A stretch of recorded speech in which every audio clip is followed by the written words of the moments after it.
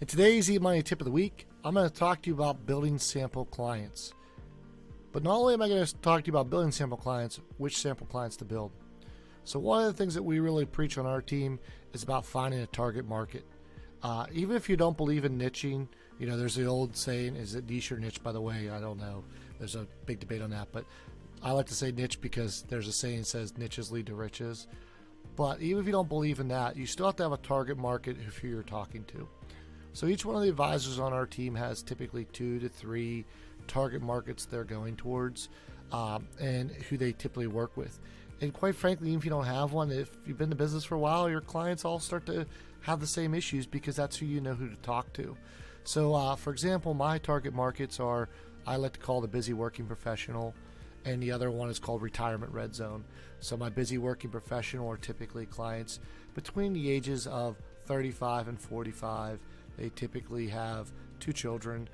They typically are both W-2 income earners, and they are flying through life. They're busy with life's events, and they just want help making informed financial decisions. I can go into more detail about what that client looks like. And the second one I have is what I like to call the retirement red zone. It just means that they're within, and it's a play on the football, that within your 25-yard lines. So we like to look at that. They're typically within 5 to 10 years of retirement. So these clients are typically 55 to 65 years old. They typically, again, are both W-2 income earners, and they've saved diligently, but they have no idea how to take their wealth they've created and turn it into an income vehicle in retirement and looking for help with that. They typically, again, have 2 children. They typically have a second property. So if those are my target clients, what I want to be able to do is I want to be able to sit in front of one of those target clients and show them a sample for whatever reason it might be, but also I want to get really good with those clients. I talk about it all the time. If this is your tool you use, you need to practice it. If you're Tiger Woods, you have multiple coaches and you go out and you practice your golf game. If you're Michael Jordan, you have multiple coaches and you go out and you practice basketball. If you're a financial planner and your tool's eMoney and financial planner is your tool, you talk to clients, you want to get really good at this. People ask me all the time, how am I teaching eMoney? Because I spend an exorbitant amount of time inside of eMoney learning this. This is my tool. This is my craft. I want to be great at it.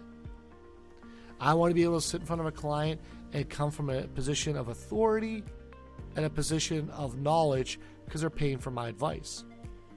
So to do that, the best way to do that is to practice. Why don't you just practice on a client? Well, there's 2 reasons. One, when you're messing around with the client's data, they can see in the client portal. That's not good. What if you make a mistake inside there or you forget to change it around? Even if they don't have access to their client portal, you never want to use a live real client. The other thing I'll hear, some people create a sample client as a client and name it John Doe or whatever else it might be, but then that starts to mess up your analytics. When you log in it and you see how many assets you have connected or how many clients you have, you can't use eMoney as a good data source. So when you're inside of eMoney, this is one of the few times you'll notice I am not in present mode, because the only way to show you this is to not be in present mode. So I have masked my client information, and so we're going to hit this up here where it says add a client, and you'll see it says client, it says lead, it says sample client, and it says organization client. Depending on the version of eMoney you're using, I do use an enterprise version through LPL.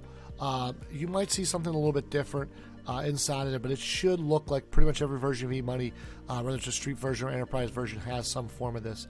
But you should have this sample client here. So we're going to click sample client because this is not going to come into our totals for a client. I like to call it your sandbox. This is where you want to play. So now we're going to see this, and you can see on behalf of, I have a team, so I can add these on for behalf of different people I have access to. You're going to see the sample clients. Now this is where I'll get a lot of time when I do trainings. These sample clients might be different names depending on the version of eMoney you're using. So a lot of times I see with enterprises, they've built out sample clients. They're put in here. They've changed the name. It might even be the same client, but you're going to see a little explanation of who these clients are. I always build this out this way. Even if you want to go through and delete everything, they stay as sample clients. You can't mess these up. You can always go through and add different versions of this. But you can see right here, we can change the name. So we have Jerome Johnson, Tanika Johnson. go ahead and change these names to whatever you want. Now, I love to use for my sample clients, those of you who follow my eMoney Tip of the Weeks, I love to use characters in TV shows that I love. So I have Barney and Stinson is one of my ones. I have Don Draper and Betty Draper is one of my other ones. I have John Dutton as one of my other ones. Those are references to TV shows that I love, and it's just fun, and it's a conversation piece for those clients. By the way, if you're going to do that with your sample clients, you probably should make it a TV show those sample clients have seen. So that's another thing, just to make this whole thing connect. So you want to start out with the base one that's closest to where you're at. So this young professionals with children, that's going to be the closest to my busy working professional, my target client. So I'm going to hit here to add sample client. Notice how I didn't change it here. I just want to show you how this works. One of the other key things I want to talk to you about, I talked about this in training all the time. It does sometimes, it's data intensive because you're bringing in a lot of data. So if you're on a Wi-Fi or you're out at your house and you don't have good enough internet at your house, maybe sometimes your VPN at your house chokes the data feed. You might want to do this when you're in the office. I always say when I'm doing a training, please don't everyone click on add sample client because it usually will crash the Wi-Fi when I'm doing a training.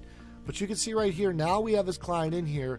Now is when you're going to go through, and just like you would do with any other client, you're going to want to clean this up. You'll go ahead and change the names around here. If your target market typically has 4 children, add 2 more children to this. If you don't use 95 as your life expectancy, then change that around. At the retirement age of most of those clients are different, change it around. Change around the financial priorities. Make this client a sample client. This is where you're going to get really good at bringing in these connections. Now, here's the other tip I have for you. If you have one that's going to be a sample client that you want to use in front of clients, and you want to have one that's a playground, name them 2 different things. So maybe Alexandra and Lewis are your playground, and maybe you rename them to, let's just say for this, Dawn and Betty Draper. Whatever you want to name them and change them around to, create multiple ones of these. So I do have multiple versions of all these sample clients. You can go in and you can put as many advanced planning techniques. You can do all the fun stuff that you like doing, and you don't have to worry about, did I delete this client data feed? And by the way, I want to show you this in a sample client. This is really important. You could actually go ahead and look at a client website. So one of the cool things is we have it set up on our default to go through the onboarding process. If you go here to preview a client website, you could actually go through this onboarding process.